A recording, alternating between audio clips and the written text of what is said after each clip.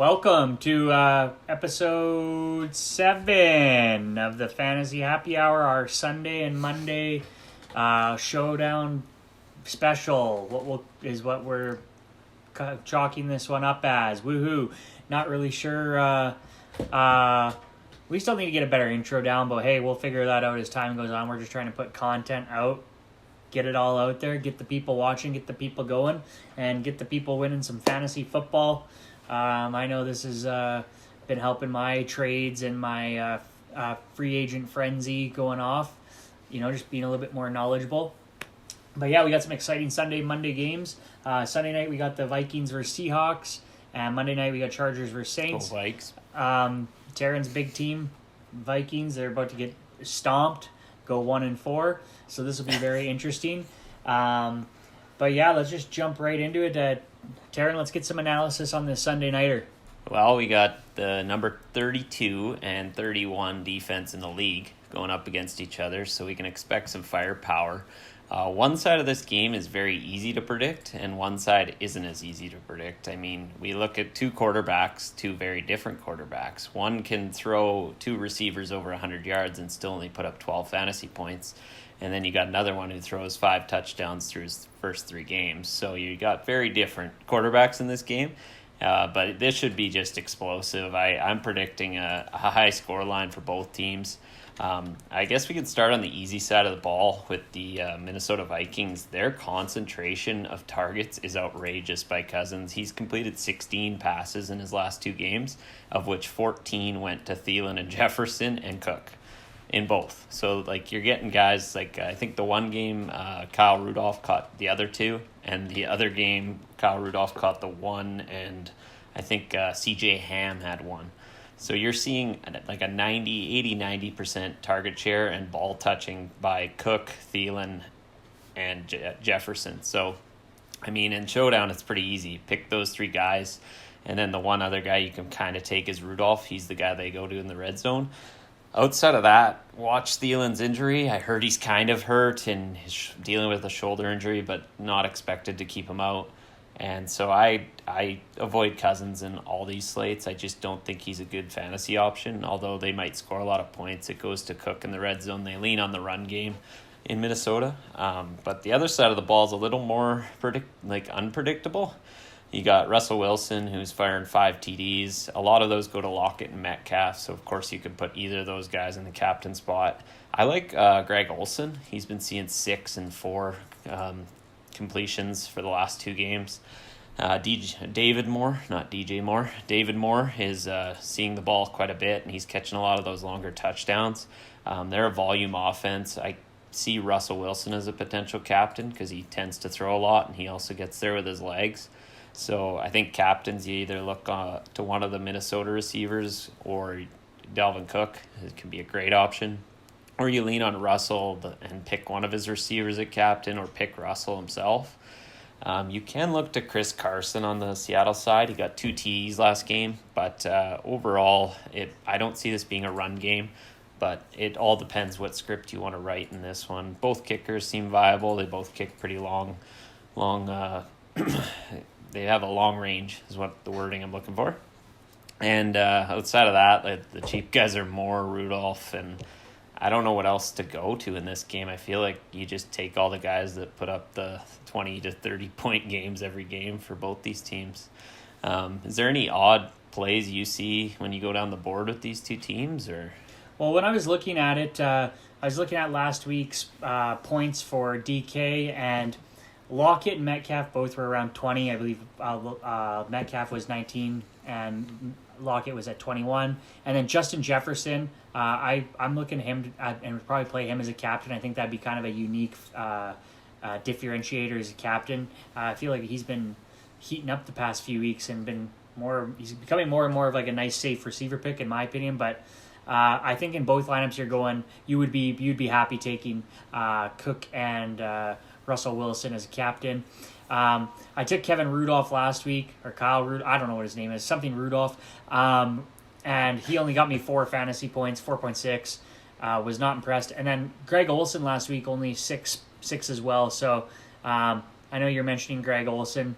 I don't watch the Seahawks that much, but depending on the price, I'd probably put him in there a little bit. I also would probably dabble with Seattle's defense in this one. I think that could be an interesting one put in there. But other than that, that's about all I really have on this one. If you don't have anything else, though, we can jump right into the Monday Nighter. New Orleans Saints, Los Angeles Chargers. I think this one will be another exciting, probably high-scoring game. But, yeah, what do you got for this one? Well, the LA Chargers, there's slight rumors that Herbert might not come back. I mean, watch that quarterback news. It might be Tyrod. I think they stick with Herbert at this point. I can't see why they wouldn't. Of course, with Ekeler going down for the Chargers, the run game got a lot worse there in LA. The backup, what was his name? He fumbled Joshua the ball Kelly? again. Joshua Kelly, yeah, he fumbled again, and he looks all right, but he's just not looking up to par to play too much. If you're going to lean towards the LA Chargers, I mean, Keenan Allen's seeing that 10 target share a game still on average. Hunter Henry's seeing a lot of targets, and they're kind of concentrated with Herbert.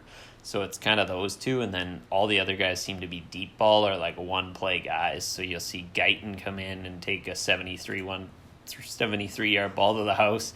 And then I think we saw Ty Johnson, who was a guy that I've never heard of, take one to the house from 54 yards. So Herbert likes to sling it, but you can hit on maybe two of those cheap guys on the LA Chargers that might help you out. Watch the Mike Williams news. He was hurt last week, didn't play. Both defenses in this game are awesome. They've been playing quite well this year. New Orleans kind of slipped last week, and they've been a little bit injury-riddled. But overall, they both look good. On the other side of the ball, I think Michael Thomas is back this week, so you can definitely look to him in the captain spot. This should be his show-up game, I would think, coming back off the injury. Watch if they're putting him on a snap count or anything or limiting him. But if you're going to go there with a stack, maybe go Breeze, Kamara, and Thomas, because those are the three guys that tend to have the biggest concentration in this offense. And Emmanuel Sanders showed up last week a little bit, finally. So you could maybe lean on him and see if he's going to keep getting that six or so completions this week. But overall, I see this game kind of shooting out a little bit too, and kind of lean on both passing offenses over the running backs, but Kamara I consider more of a passing option anyway. Do you like any of the backup running backs coming into this game? Because Latavius Murray managed to snake Kamara for more points last week, so I don't know what to say there. I was only ever familiar really with Ekeler, and now that he's down, I feel like taking either Kelly or Jackson could be your wild card, especially if they're getting down in the red zone and it ends up being a shootout and they pass it off to some of these running backs. That could be an interesting option. I think the safe play for me, though, is taking the kicker, Badgley, I think it is, especially if they get down there and, they're just shooting for points. That's kind of how it was last week with New Orleans. I took Lutz and the other kicker, whoever they played, and it turned out to be actually a solid option. The other one, are on the other side, though, with New Orleans, the two I like, I think, especially if you're concerned with Michael Thomas, would be Traquan Smith. He got about 20 fantasy points last week. And then, as you mentioned, Emmanuel Sanders. But I think you have to have Alvin Kamara. He's just been dominating the charts, the points week after week after week. There's not a week you wouldn't have been able to take him and still win. You absolutely need him. And then, of course, Drew Brees, still doing it. I question it every game, and yet here they come out and put up 30, 40 points. But, yeah, other than that, I do like Hunter Henry as well. You kind of mentioned him and Keenan Allen. Those two, I think, are your safe plays for the consistent targets. The Chargers, though, some of these other players that are further down the lineup, it'll be a guessing game, and I'll be relying on your advice for those ones. You and me both. I mean, I didn't know how the two guys that caught those touchdowns last week with Herbert, but he seems to get one of those a game. Like Guyton, I think, has got 2 TDs already this season, and they're both on bombs, and he gets maybe 2 targets a game. So you're looking at a guy that probably has high upside at a cheap price there. One thing I will note, and it was crazy last week, is the guy who banked I think it was the 200K Monday Night Showdown in the Green Bay game, actually stacked 3 running backs. He had Aaron Jones as captain, Jamal Williams, and Todd Gurley. And he managed to take it home with Aaron Rodgers, so with their quarterback and both running backs. It was crazy. And in this game, I actually see that working on the New Orleans side, if you want to try it, just to be way different, because that'll get you, away from the crowd and be able to win you the actual tournament over just tying with a bunch of guys who have the same lineup. Yeah, no, that's great input. I didn't realize there was that for the winning lineup, so that's good to know. But yeah, other than that, if you have any disagreements, agreements, you like what you're hearing, I feel like these ones are going to be... The Sunday Nighter was a safer one, much more knowledge. This Monday Nighter will be super interesting. So if any of the advice works out, let us know. And we'll see you next week for the Thursday night showdown. And we'll have the video out then. But yeah, like, comment, and subscribe. And go Leafs go.